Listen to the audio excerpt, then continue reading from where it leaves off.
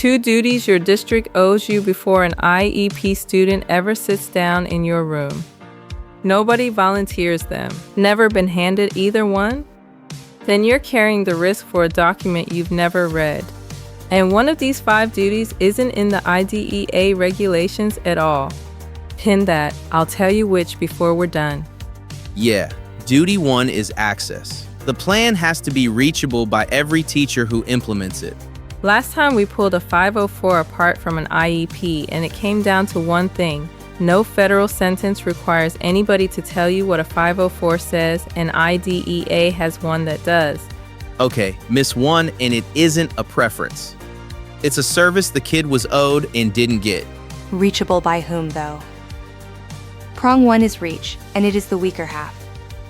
Prong 2 hands you 2 lists, not 1, what you personally are on the hook for, and then every accommodation, modification, and support the plan says that child gets.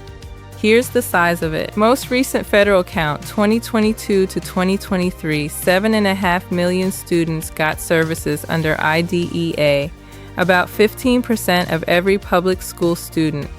That number is why the sentence reads the way it does. The obligation doesn't sit on you. It sits on the public agency, which means your district. You are the person it is owed to, and that distinction is the whole protection. Toward us, not from us. That's backwards from what I expected. What does a teacher do with that, Erica?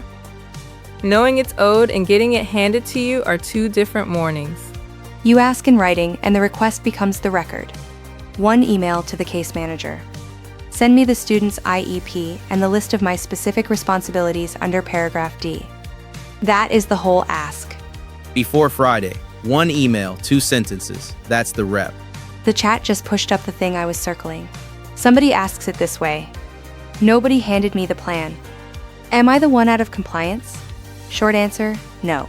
I promised you these 5 at the end of last episode. Still coming. The meeting you're legally part of, the log nobody owes, the one that gets teachers in trouble. Duty 2 first, though. What exactly counts as not implementing an IEP? One thing before the next part, and then we move right on. If any of this is clicking, tap that like, hit subscribe, and ring the bell for the next one. It takes a second, it costs nothing, and it helps more than you would think.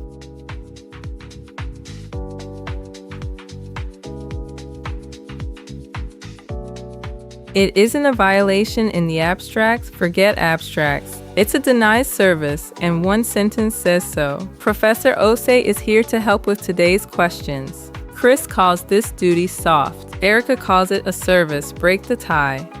Neither word is in the regulation. What is free appropriate public education means services provided in conformity with an IEP. 300.17, paragraph D. 4 conditions define it. The 4th is the one nobody reads. Conformity. That's the word doing all the work. It is deliver a different plan than the written one, and the child didn't get what that phrase means. Walk me through it like I've never seen an IEP. What does that look like on a Tuesday? Extended time on the IEP. A quiz that fills the period. Bell rings, papers up, done. No malice anywhere in that room. The service still didn't happen. Both things are true. 5 of them. Hang on, I want to count these out loud before we go further. 1, get it. 2, deliver it. 3, take your seat. 4, feed the review. 5, protect the file. 2 of those are already lived the day the plan is signed. 300.323, paragraph C. It's the same week, not next quarter. I eat the same proudly bland grilled chicken 5 days a week because I finish it. Same logic, pick the question you'll actually ask. Hang on, who decides which supports are mine and which belong to somebody else? Nobody on most rosters. Which is the gap? A plan names supports, it rarely names Owners. Nobody signs for anything. owners, right? Which is the gap? Paragraph D closes, your responsibilities, named as yours.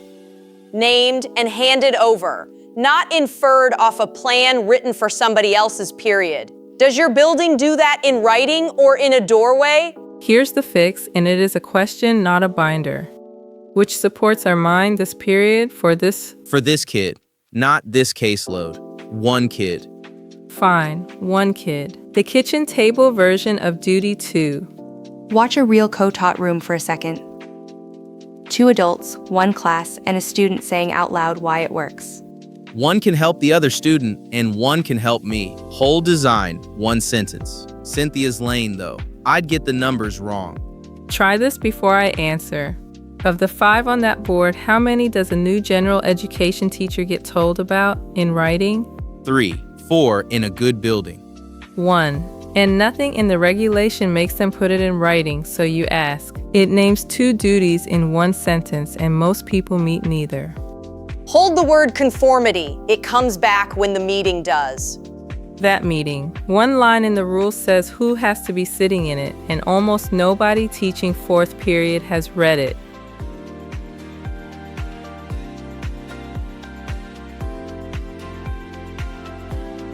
"67%. Of school-age students served under IDEA, 67% are in regular schools and spend 80% or more of the day in general classes. Most of special education isn't happening down the hall in a separate room. It's happening in yours." Pull up 300.321 on the Education Department's own site. Paragraph A lists who has to be on an IEP team. Item 2, sitting ahead of the special education teacher. Not less than 1 regular education teacher of the child, if the child is or may be participating in the regular education environment. Item 2, ahead of the special ed teacher.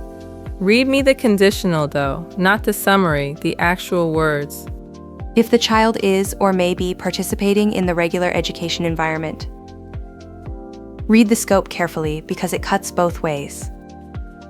One of the child's regular education teachers, so if you are one of 6, it may not be you, ask which one it is. And not every child on your roster, and never optional when it does apply. Well, required member and actually invited are 2 different things. Then look at paragraph E on the same page. A required member can be left out of a meeting. The regulation names exactly what that takes. Takes what exactly? If your subject isn't being modified or discussed, the parent and the public agency have to agree in writing that you aren't necessary.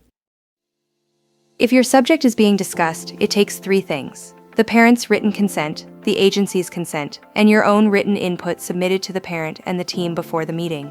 The email that says we've got it covered, don't worry about coming us. Stop there. That email is my whole lane. It isn't consent, it's a scheduling convenience. If nobody got the parent's signature, that meeting ran without a member the regulation required.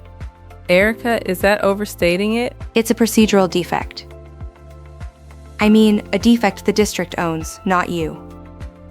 But if you were told not to come and you kept that email, you're the one holding the evidence. Keep the email. Keep every one of them. People are nervous to ask this one out loud, so I'll read it plainly. Can the school just leave the classroom teacher out of the meeting? Not silently, and not by default. The parent has to agree in writing. It's a 2-signature answer, not a hallway one. 2 signatures, not 1 email from a cord. From anyone. A coordinator's email is the brochure version of consent. Written consent, or it didn't happen. I'll take that wording. Everything so far is a duty somebody else owes you. The next one is what you'll be judged on when a parent asks what happened this year.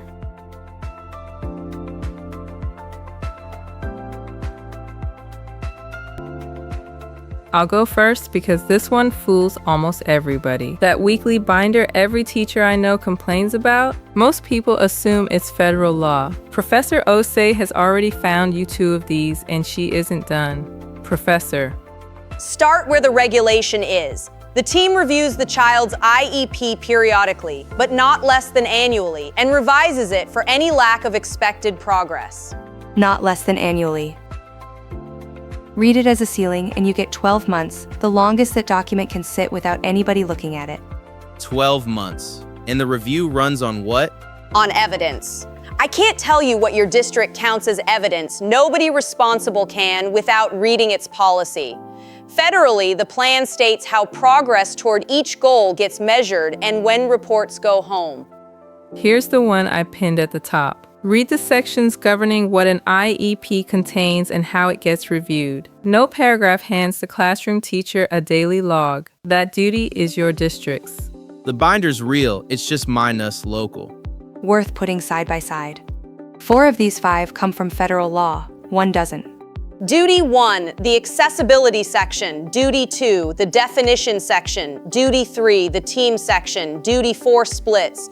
300.324, paragraph B, item 3, makes the regular education teacher participate in the review. That part is federal. The daily log is not. Duty 5, safeguards.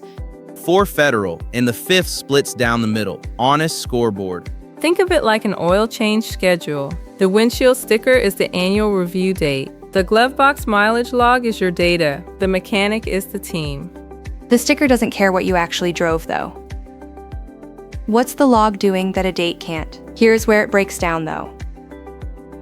Unlike a car, nobody else can hear this engine. If you didn't write the miles down, as far as that team knows, they never happened. Plain version. The team reviews the plan at least once a year, and usually the only record of your room is yours. You're right that the log isn't owed. Sharper question. If the team must revise the plan when a child isn't progressing, and you're the adult who sees that child every day, whose evidence are they revising on? I know this cold, but you're putting it in an email, so don't take my word for it. Pull the page. Reviews the child's IEP periodically, but not less than annually. Hold that one. I outline these on long walks, out loud, and this is the piece I keep re-arguing with myself. The log isn't owed, it's still all that stands between you and a memory of March. Watch a real professional development room. Papers going around, a facilitator working the tables, a whole faculty taking it in. Whether a session like that ever covered paragraph D is a fair thing to ask your building. Look at the room, though. Nobody in it is being handed a paragraph number. They're being handed a packet. Nobody hands you a paragraph number, so the ask comes from you. Memory of March, put the review date on a calendar tonight. Professor Osei, thank you. You gave us the 2 sentences the rest of this rests on. Seconded. The annual review line is the one I'd have skipped. Taken, with 1 reservation on the record. A log the team never reads protects nobody. Build it so somebody reads it. Here's the part that should worry you more. Duty 5 gets teachers in real trouble. 4 stages starting the second you write anything down.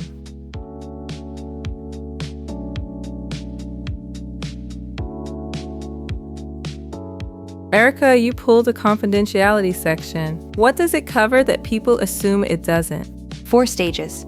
The safeguard section says each participating agency protects personally identifiable information at collection, storage, disclosure, and destruction. Not just the cabinet, all 4. Destruction, meaning the recycling bin is regulated too.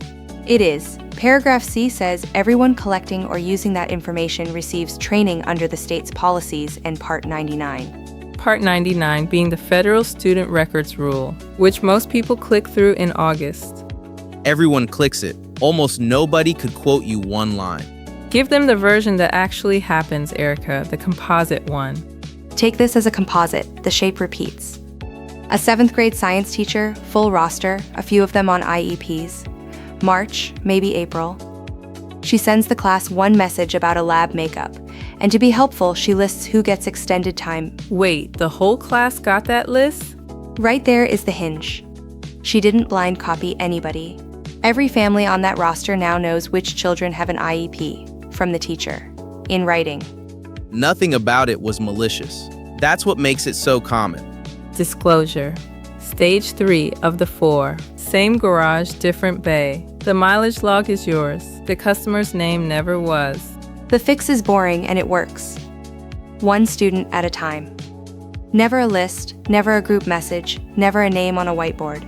1 kid, 1 message. Every time. There it is, the duty I said we'd come back to. Now how old the machinery under it really is. November 29, 1975. President Gerald Ford signs the Education for All Handicapped Children Act, guaranteeing a free, appropriate public education to every child with a disability. Half a century on, the sentence saying somebody has to tell the teacher is still the one nobody quotes. All that law, and the weak link is still the handoff. Then take it end to end, the way I'd want it on 1 index card. 1. You're entitled to the plan and a written list of what you personally owe, and that duty sits on the district. 2. What's written gets delivered, because a free appropriate public education is defined as services in conformity with the plan. 3. You're a required team member, excusable only in writing. 4. The review runs on evidence. 5. The file is protected at every one of those 4 stages. 67% sitting in front of you while all 5 of those run at once. The log costs you time nobody pays you. 4. Say that part out loud, because it's true. Honest cost, and I won't argue it away. If your district already records delivery in its own platform, use theirs. The one-pager is for buildings where nothing gets written until somebody is angry. Here's what I'd actually do, and it costs something real. Keep the one-pager, 1 line per student per week. The alternative isn't neutral, it's somebody else's memory of your room. 4 of these the system owes you. The 5th you owe yourself. 1 line, 1 week, before Friday. Next one is for the person across this table. Your first 30 days in special education, week by week. Which files you open first, which dates you find before anybody schedules you.